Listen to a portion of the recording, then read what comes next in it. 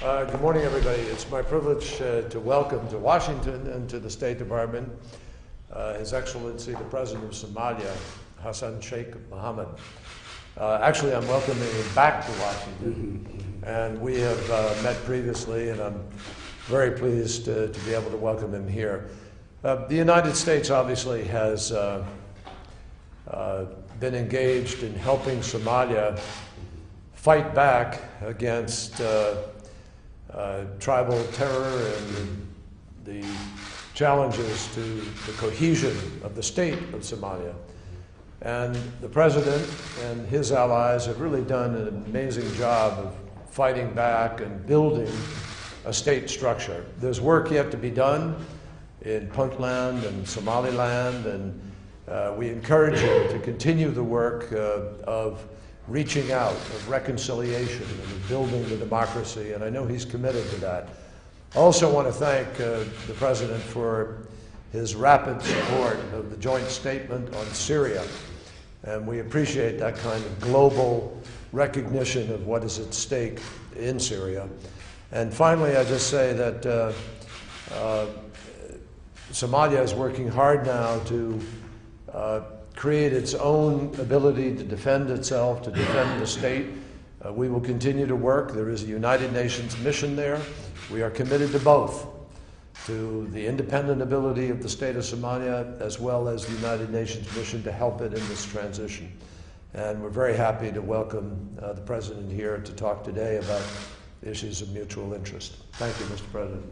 Thank you, Secretary. And it was a pleasure and privilege to be here again in this year in the State Department and the United States.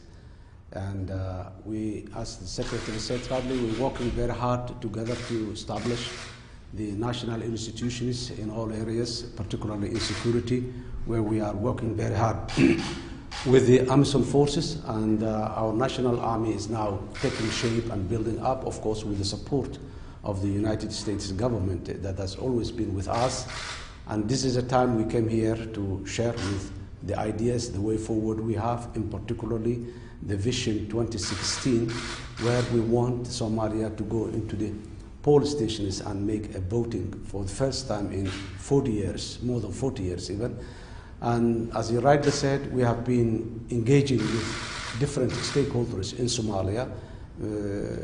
The federal government has the leadership, the parliament, all visiting different corners of Somalia to consult and listen to them. And the product of that consultation was the recent compact document signed in Brussels on the 16th of this month. I myself and the Prime Minister, the Speaker of the House, the parliamentarians, key ministers have been traveling all over Somalia, although the situation in traveling locally is very difficult, but even then you have to sit with the people, listen to them, share with them the plans that we are intending, and asking them what type of Somali they want to see in the future.